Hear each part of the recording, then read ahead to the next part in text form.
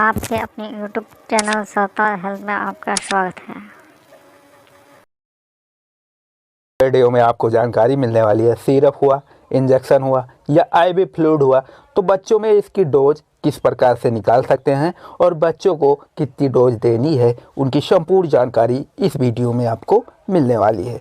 तो यहाँ पे सबसे पहले बात करेंगे, डोज निकालने के लिए कई सारे फार्मूले अपनाए जाते हैं, जिनमें सबसे मुख्य फार्मूला होता है यंग फार्मूला, यंग रूल, जिसमें age upon age, child plus 12 multiply by average adult dose is equal to child dose.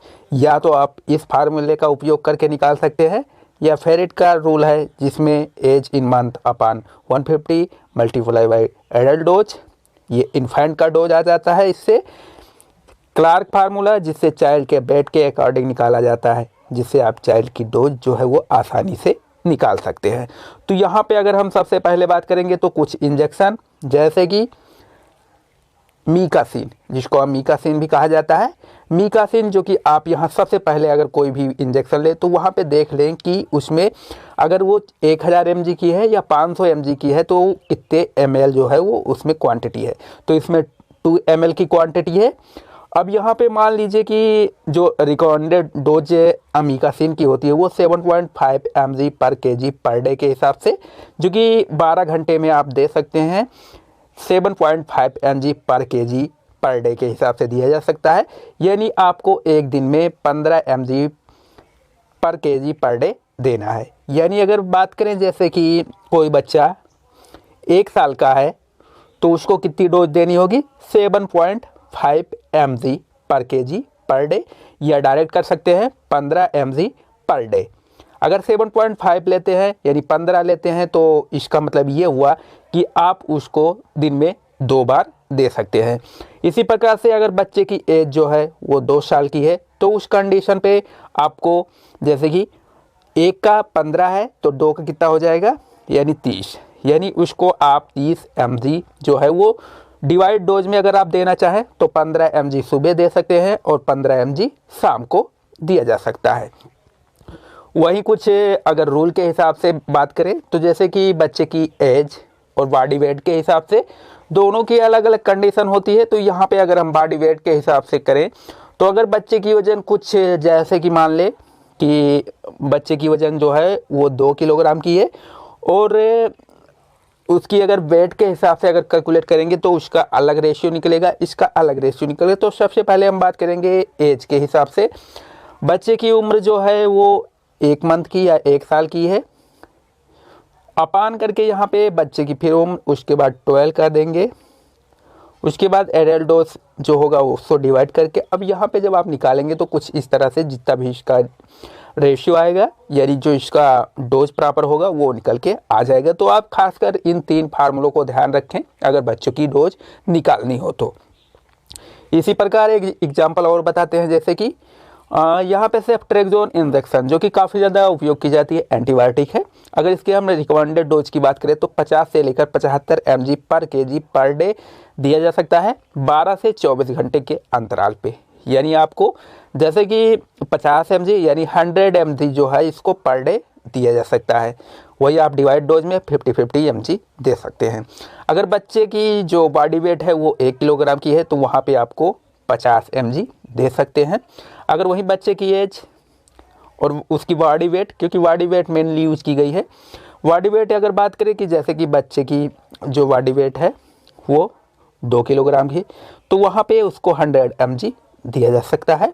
100 mg का मतलब ये हुआ कि जैसे कि यहाँ पे आप देख रहे हैं कि 100 mg 50 mg में आपने किया तो उसको 12 से 24 यानी 100 mg का आप रेशियो करके सुबह शाम दे सकते हैं, या उसको उस बच्चे को 24 घंटे के अंतराल पे, जैसे कि अगर उसको 50 mg देना है तो 25 करके दे सकते हैं, अगर 100 देना है तो 50 दे सकते हैं। तो कुछ इस तरह से आप आसानी से इसको कर सकते हैं कि अगर बच्चे की जो आपको बॉडी वेट पता है तो उस कंडीशन पे आप यंग फार्मूला या क्लार्क फार्मूला या फेरेट फार्मूले का उपयोग करके आसानी से डोज जो है वो कैलकुलेट कर सकते हैं। यहाँ पे सिर्फ एग्जाम्पल बताया जा रहा है।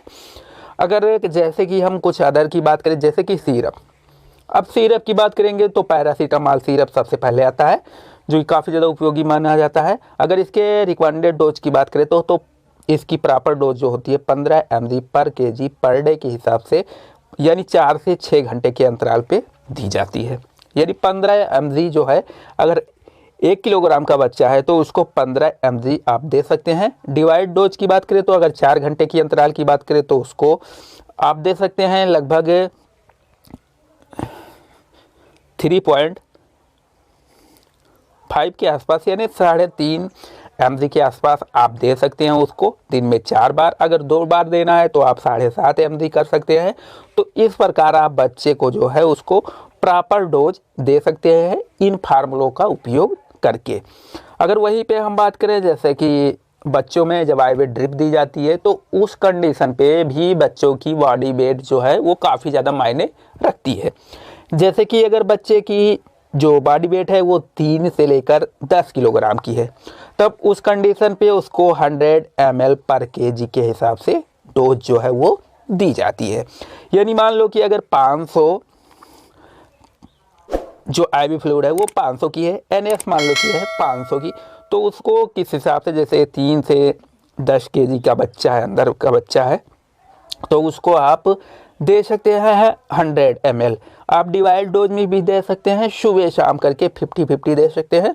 क्योंकि और इसमें ये भी कैलकुलेट किया जाता है, जब बच्चों को IV फ्लूइड दी जाती है तो आपको 1 मिनट में 60 ड्रॉप जो है इनपुट कराने होते हैं। तो उस कंडीशन पे आप हर घंटे जो बच्चे को 20 ml के आसपास जो है वो दे सकते हैं।